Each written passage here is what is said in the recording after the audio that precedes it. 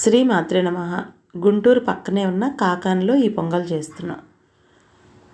కాకానిలో శివుడు పార్వతి ఉంటారు. వారిని ఉమా సహిత రామలింగేశ్వర స్వామి అంటాం మనం. ఈ రామలింగేశ్వర స్వామి వారికి పొంగలి అంటే చాలా ఇష్టం. పొంగల్ ప్రసాదం నివేదన చేసుకుంటే మనకి చాలా చాలా బాగుంటుంది. ఒక్కసారి వెళ్ళి చూసి చేసి మీరు కూడా అది ఫేస్ చేయండి, ఆ సంతోషాన్ని. అంత బాగుంటుంది. పెద్ద హాల్ ఉంటుంది. ఆ హాల్లో ఇదిగోండి ఇలా పెద్ద హాల్ ఉంటుంది. అక్కడ ఒక టికెట్ తీసుకునే వాళ్ళు ఒకళ్ళు ఉంటారు. కేజీ బియ్యానికి 150 రూపాయలు తీసుకుంటున్నారు. ఇప్పుడు బియ్యం కాటా పెడుతున్నారు మనకి. బియ్యం కాటా పెట్టి మనం పొంగల్ చేసేటప్పుడు ఒక ఆవిడ వచ్చి మనకి స్టవ్ వెలిగించేసి చూపిస్తారు. పెద్ద స్టవ్స్ కదా అవి, మనం లైటర్ అది ఇవ్వరు మనకి, వాళ్ళే వెలిగిస్తారు. 150 రూపాయలు తీసుకొని టికెట్, అది దేవస్థానానికి వెళ్ళిపోతుందంట ఆ డబ్బంతా కూడా.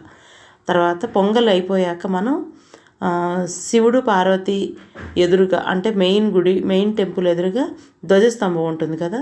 ధ్వజస్తంభము స్వామివారి మధ్యలో ఒక నందీశ్వరుడు ఉంటాడు. ఆ నందీశ్వరుడికి ఎదురుగా ఒక గిన్నె పెట్టుంటారు దేవస్థానం వాళ్ళు. ఈ చేసిన పొంగల్ని కొంత భాగాన్ని 2-3 స్పూన్లు 5 స్పూన్లు ఎంత అవ్వచ్చు మీ చేసిన దాన్ని బట్టి ఆ పొంగల్ గిన్నెలో పెట్టేస్తే మధ్యాహ్నం 12 గంటలప్పుడు ఈ గిన్నెని తీసుకెళ్ళి స్వామివారికి నివేదన చేస్తారు.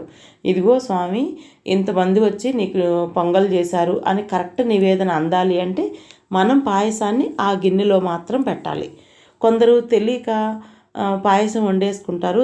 దాన్ని తల మీద పెట్టుకొని చేతిలో పెట్టుకొని గుడి చుట్టూ ప్రదక్షిణాలు చేసి గుళ్ళోకి తీసుకెళ్ళి స్వామివారికి చూపించి తీసుకొస్తారు.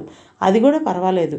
కాకపోతే కరెక్ట్గా నివేదన అందాలి, గర్భగుడిలోకి మన పాయసం వెళ్ళాలి అంటే ఈ గిన్నెలో పెట్టుకోవాలని నాకు ఈ మధ్య ఒకళ్ళు చెప్పారు.